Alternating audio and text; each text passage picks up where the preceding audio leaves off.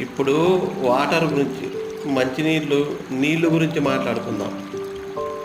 ఈ నీళ్ళు భూమి లోపల ఉంటాయి, బావిలాగా తవ్వితే భూమిలో ఉంటాయి.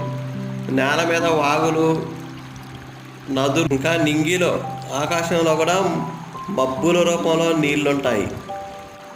నీళ్ళు సకల జీవకోటికి దాహం తీరుస్తాయి. నీళ్ళు లేకపోతే ప్రతి ఒక్క ప్రాణి జీవించలేదు.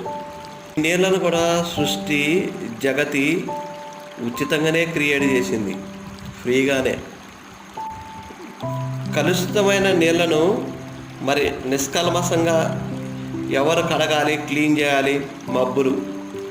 మబ్బులు సముద్రాల్లో తుఫాన్లాగా, వాయుగుండంలాగా, అల్పపీడనంలాగా పుట్టి ఉప్పు నీటిని కూడా మంచినీళ్ళ లెక్క మార్చే అంత గుణం మబ్బులకుంది.